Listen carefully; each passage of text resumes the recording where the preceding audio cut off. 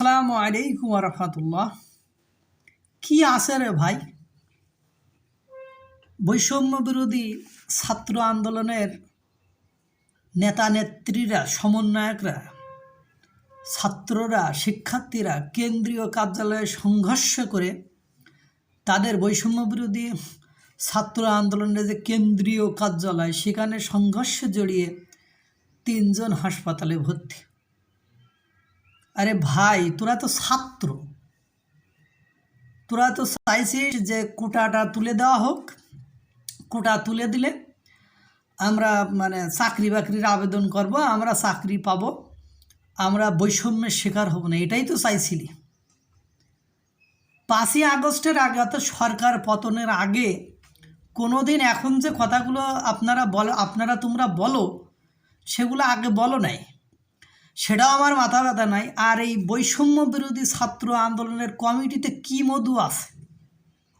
আগে যারা ছাত্রলীগ, ছাত্র দল বা ছাত্র শিবির টিবির, এরা ভাবলাম যে স্বার্থের কারণে যে রাজনৈতিক নেতা হবে, বড় কিছু হয়ে যাবে, এরা অনেক কিছু করে ফেলবে। আগে যেমন ছাত্রলীগকে নিষিদ্ধ করেছেন, সেক্ষেত্রে চাঁদাবাজি, লুটতরাজ, খুন, পাওয়ার অ্যাপ্লাই, ক্ষমতার দম্ভ, মাস্তানি, গুন্ডামি, এইসবের জন্যই তো তাদেরকে নিষিদ্ধ করেছ।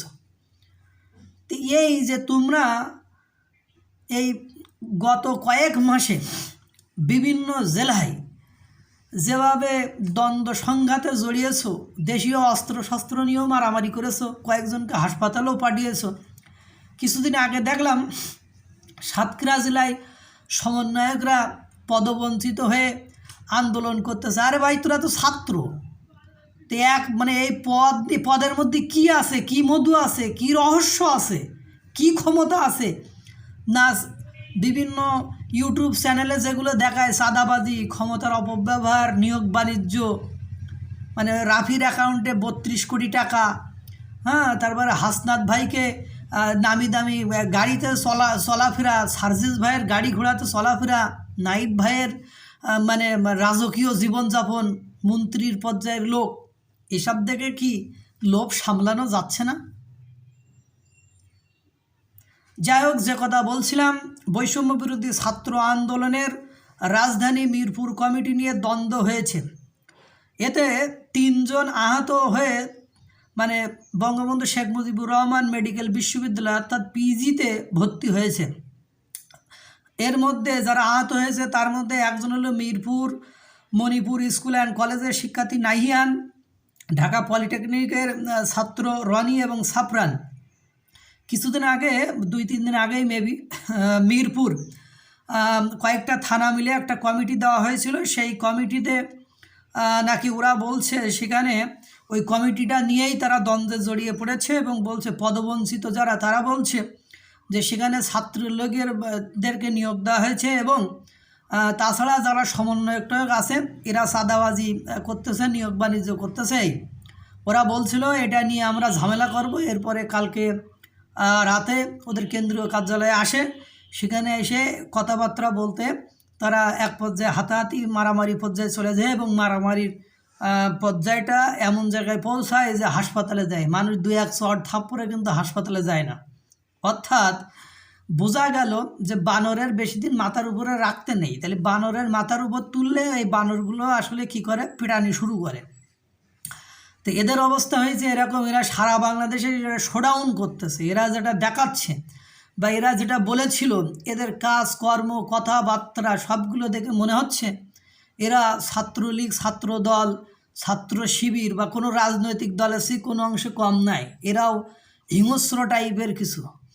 এখন বোঝা যাচ্ছে যে ভাই তুমি ভদ্র কেন, কয় কি আমার ক্ষমতা নেই তাই ভদ্র। এখন ক্ষমতা এরা, এদের বড় ভাই যারা সমন্বয়কের ভারত দাপটের সাথে চলতেছে, ভাই ছাত্রলীগ সংশ্লিষ্টতা বলতে ওরা বোঝাচ্ছে। তা হাসনা তো ছাত্রলীগে ছিল, সার্জিসও ছাত্রলীগে ছিল, তো এরা এখন পীর হইল কী করে বলেন? এরা এখন পীর হইল কী করে? এরাও তো ছাত্রলীগ করতো এক সময়।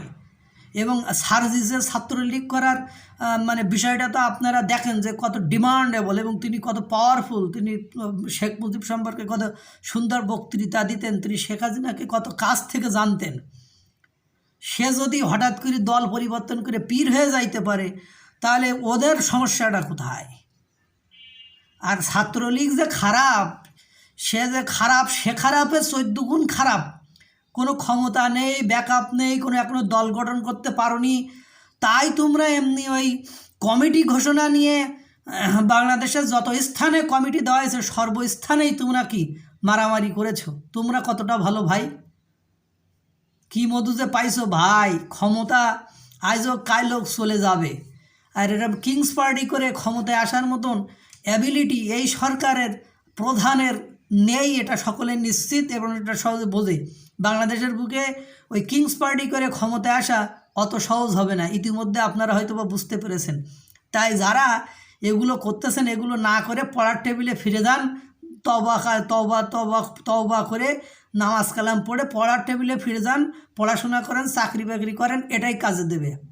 কেননা আপনারা এত মাসেও কিছু করতে পারেননি, ভবিষ্যতেও কিছু করতে পারবেন বলে আমার মনে হয় না। আল্লাহ তাআলা সকলকে ভালো রাখুক, সুস্থ রাখুক। আসসালামু আলাইকুম ওয়া রাহমাতুল্লাহ।